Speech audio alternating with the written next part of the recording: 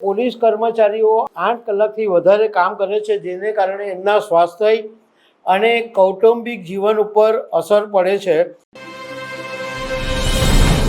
તાજેતરમાં સુરતના એક કાર્યક્રમની અંદર કેન્દ્રીય જળશક્તિ મંત્રી CR પાટીલે એવું કીધું કે પોલીસની ડ્યુટી છે એ 8 કલાકની હોવી જોઈએ, કારણ કે 8 કલાકથી વધારે કામ કરવાને કારણે એમના સ્વાસ્થ્ય ઉપર, એમના પરિવાર ઉપર અસર પડતી હોય છે।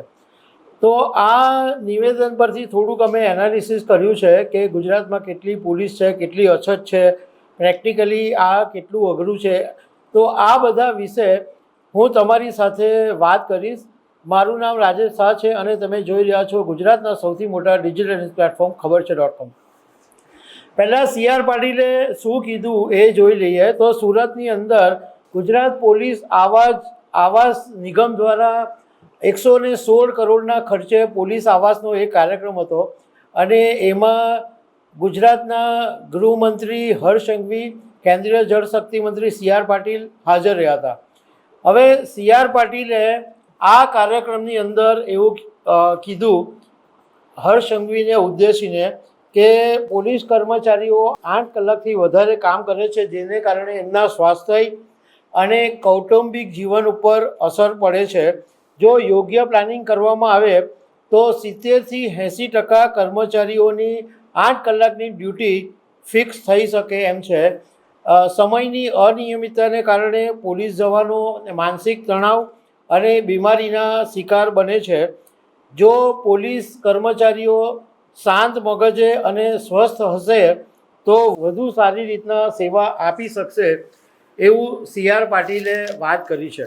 હવે CR પાટીલે જે વાત કરી છે એ લાગણીનો મુદ્દો છે, કારણ કે બધા જ એવું વિચારે કે પોલીસ પણ આખરે તો એક માણસ છે અને પોલીસને પણ એમ થાય કે વેકેશનમાં પરિવારની સાથે બહાર ફરવા જાય, સામાજિક પ્રસંગો, લગ્ન પ્રસંગોમાં પરિવારની સાથે હરે ફરે મજા માણે, એવું પોલીસને પણ ઈચ્છા થાય અને પોતે પણ ક્યાંક મિત્રોની સાથે ફરવા જાય, એવી પોલીસની એ હોય। પણ મુદ્દો એ છે કે આ કેટલું પ્રેક્ટિકલી શક્ય છે।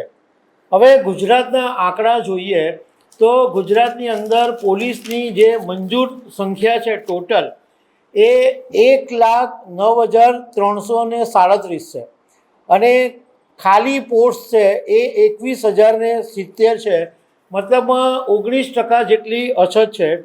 આમ સામાન્ય રીતે એવું કહેવાય કે 1 લાખ લોકો, એટલે 1 લાખ લોકોની વસ્તી હોય એની ઉપર 174 પોલીસ હોવા વર્થ છે, એટલે 174 પોલીસ હોય તો ઓકે છે એમ માની લેવાય।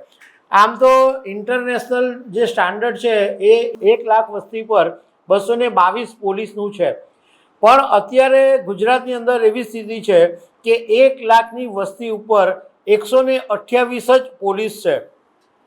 હવે અછત ઊભી થઈ છે એનું કારણ છે ઘણા બધા રિટાયર થઈ ગયા છે, વસ્તી વધી ગઈ છે ગુજરાતમાં, નવા જિલ્લા તાલુકાઓ બન્યા છે, ભરતી પ્રક્રિયાની અંદર વિલંબ થઈ રહી છે। પણ કેટલાક જાણકારોનું કહેવું એમ છે કે ભવિષ્યના નજીકના દિવસોની અંદર આ અછત દૂર થઈ શકે એમ છે, કારણ કે ટેકનોલોજી અને આર્ટિફિશિયલ ઇન્ટેલિજન્સના જમાનાની અંદર હવે ઘણા બધા કામો એવા થઈ જશે કે જેની અંદર માણસોની જરૂર ઓછી પડશે।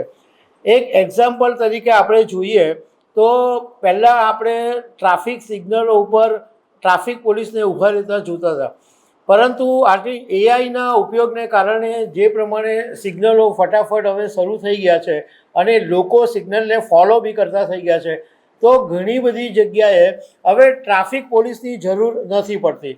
એટલે ટેકનોલોજીનો ઉપયોગ વધવાનો છે અને પોલીસમાં પણ ટેકનોલોજીનો ઉપયોગ થવાનો છે, તો એમાં પણ ધીમે ધીમે કરીને અછત દૂર થઈ શકે છે। બીજું કે જ્યારે આ વાત હું કરીશ ત્યારે ઘણા બધા લોકો એવો આર્ગ્યુમેન્ટ કરશે, એવી કોમેન્ટ બી કરશે કે એમને કોણે કીધેલું કે પોલીસમાં જાઓ, અને બીજી દલીલ એવી બી કરશે કે પોલીસવાળાને જેટલો પગાર મળે છે એના કરતાં વધારે તો ગજવા ભરી રહી છે ભ્રષ્ટાચાર કરીને। તો કહેવાનો મુદ્દો એ છે કે એણે નોકરી તો કરી લીધી કે બરાબર છે કે એને કોઈએ ચોખા નહોતા મૂક્યા કે પોલીસમાં જા, કારણ કે પોલીસમાં જાય તો ખબર હતી કે ત્યાં ડ્યુટી ફિક્સ નથી હોતી, કારણ કે વીઆઈપી મુવમેન્ટ હોય, બંદોબસ્ત હોય, તહેવાર હોય, એટલે પોલીસને કોઈ સમય એમાં હોતો નથી. એમાં ઘણીવાર 24 કલાકની ડ્યુટી બી કરવી પડે. પણ હવે જ્યારે આવી ગયા છે તો એનું સોલ્યુશન વિચારવું પડે. અને બીજું કે દરેક ક્ષેત્રની અંદર ભ્રષ્ટાચારો હોય છે, એવી રીતના પોલીસમાં પણ ભ્રષ્ટાચાર છે. અને પણ એનો મતલબ એવો નથી કે બધા જ પોલીસો ભ્રષ્ટાચારી છે.